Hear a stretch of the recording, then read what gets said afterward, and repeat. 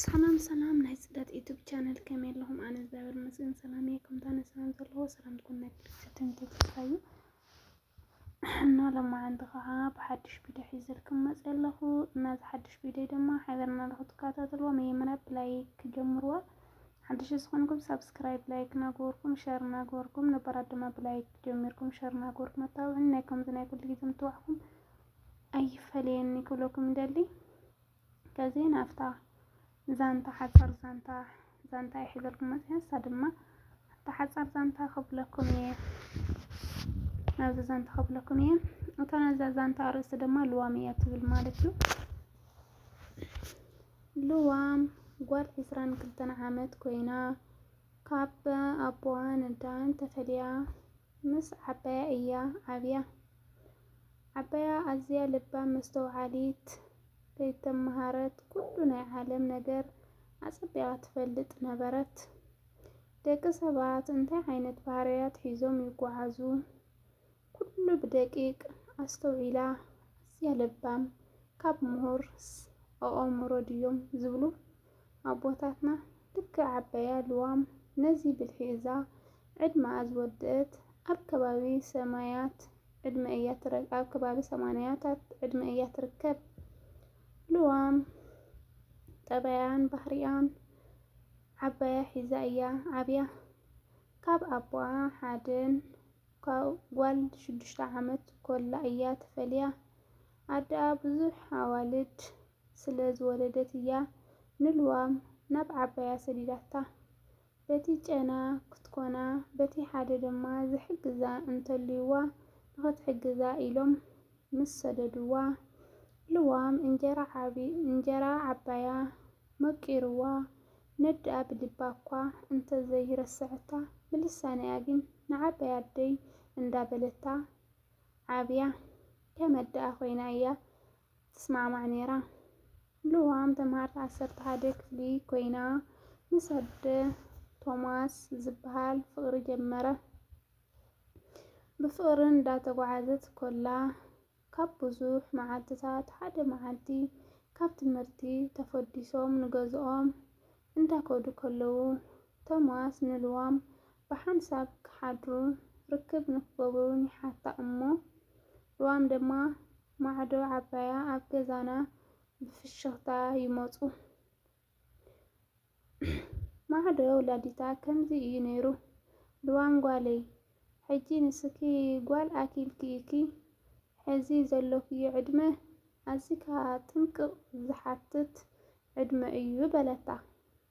ሕጂ ነዚ ቁንጅናኺ ርእዮም ብዙሓት ኣጋውዝ ክዓስሉልኪ እዮም በለታ።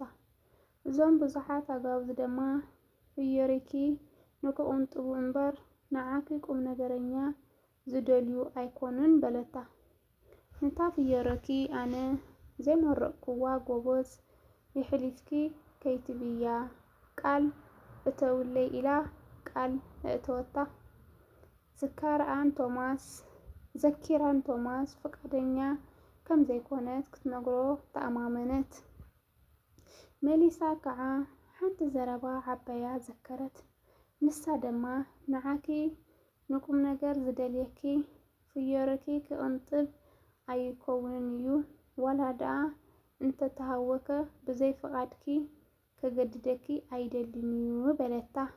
ዘከረት ፍቓደኛ ከም ዘይኮንኪ ምስ ነገርክዮ ብርግእ መንፈስ እዩ እቲ መልሲ ዝቕበሎ ኣስተውዕሊ ዛጓለይ ኢላ ማዕድኣ ዓባይ ዘከረት። ኣብ ልዕሊ ቶማስ ሚዛን ክትወስድ ጀመረት። ንቶማስ ኣይኸውንን እዩ እዚ ፍቕርና ኣብ ስድራና ከይበጽሐ ኣነ ርክብ ንክገብር ፍቓደኛ ኣይኮንኩን ምስ በለቶ ቶማስ ብልክዕ ብሓንሳብ እዩ ተቐይርዋ። ንምንታይ ኣብ ስድራ ክበጽሕ ትደልዮ ኣለኪ በላ። ኣነ እኮ ንሳካ እምበር ምስ ስድራኪ ኣይኮንኩን ፍቕሪ ጀሚረ በላ ኢሉ ዓው ኢሉ ግዲፍዋ መንገዲ ቀጸለ።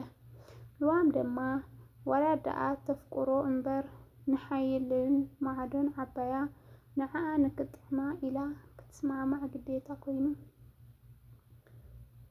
ለካ ዓባያስ ሓቃያ ኢላ ነቲ ቁም ነገር ዝደልያ መንእሰይ ክትክተል ሓደ ኢላ ተበገሰት። ምስ ቶማስ ዝተፈላለየ ርሕቅ ከይከደት ድማ ሓደ ሜሮን ዝበሃል ኣፍቃሪ ሒዛ ጉዕዞ ፍቅሪ እንዳተቀራረቡ ጉዕዞኦም እንዳቀፀለ ሜሮን ጥሪ ኢልን ንልዋም ከምዚ ክብል ሕቶ ኣቅረበላ። ልዋመይ እዚ ፍቅርና ካብዚ ዘለናዮ ንላዕሊ ክድልድል ምስ ስድራኪ ኣላሊኒ ክብል ሓተታ። ልዋም ብናይ ሜሮን ሕቶ ብናይ ቶማስ ሕቶን ኣመዛዘና ንሜሮን ከምዚ ክትብል ሓተተቶ። ሜሮን ምስ ስድራይ ክትላለ ደኣ ንምንታይ ተሃዊካ? ማለተይ ኣነ ብፍቅረይ ጥራይ ፍቅርና ክድልድል ኣይክእልን ድዩ ምስ በለቶ። ሜሮን ድማ ንሕትኡ ተቀቢሉ እወ ልዋመይ ሓቂኺ እንድኺ ዘለኪ ምርቃ ስድራ ዝሓለፎ ፍቅሪ ሓዳር መስሪቱ ድልድል ስለ ዝኮነስ ምስ ስድራኪ ክተላልይኒ ምስ ስድራይ ከላልየኪ ግዴታ እዩ በላ። ልዋም እንዳተሓጎሰት ድምቅ ፍሽክ ሂባ ሕራይ ኢላ ቅድሚ ናብ ወለዳ ናብ ዓባያ ሒዛቶ ከይዳ ንዓባይ ከምቲ ኩሉ ግዜ ትብልኒ በሊ ንዓይ ዝከውን ኢለ ዝመረፅክዎ ሰብኣይ ሒዘ እየ መፅአኪ ዘለኩ እሞ መርቅኒ በለታ። ዓባያ እንዳተሓጎሰት ከምዚ ክትብል ደማ መረቀታ። ኣሰይ ዛጓለይ ንቃለይ ሰሚዕኪ ብግብሪ ስለ ዘርአክኒ ድንግል ወልድት ኣምላክ ይእዝንፍሽ ክፍእታ ኩሉ ድሌትኪ ትስማዓዮ በለታ። እቱይ መሓርን ሓዳግን ወዲ ኢየሱስ ክርስቶስ ቃልኪ ዘይዕፅፍ ሓሳብኪ ዘይሰግር ይግበረልኪ ኢላ መረቀታ። ጽኑዕ ርግጽ ሓዳርኩም ይደልድል ውላድኩም ይሕቁፍኩም ዞም ደቀይ በለታ። ዘረባ ውላድ ዝክብሪ ማዕዶ ውላድ ዝሰምዐ ትእዛዝ ውላዱ ዝሕሉ እግዚአብሔር ካብ ቃሉ ዘይምውፃእ ንትእዛዝቱ ምሕላው ማለት እዩ። ከምቲ ትእዛዝቱ ዝሓለኹም ኩሉ ግዜ ሓሊኹም ኢላ ኩሉቲ ክትምርቆ ትደሊ ምርቃ መሪቃ ንውላድ ልዋም ነጊራ ልዋም ንክምርዐዉ ወሰኑ። ልዋም ድማ ትምህርቲ ኣቋሪፃ ሓዳር ንክትገብር ናይ ኩሎም ስምምዕ ኮነ። ልዋም ምስ ሜሮን ተመርዕያ ሓዳር ንክትገብር ሃደ ኢላ ጀመረቶ። ጸሎትን ምርቃን ዓብይ ኣቤታ ከም ዝዓሰለ ፍቅሮም ብመርዓ ተዛዘሞ። ብድልድል መሰረት ሓዳር ተመስሪቱ ምስቲ ንዓዓ ዝከውን ንቁም ነገር ዝደልያ ሓዳር መስረቱ። ታሪክ ልዋም ነዚ ይመስል ነይሩ። ኣብ ናይ ሎማዓንቲ ደስ ዝብል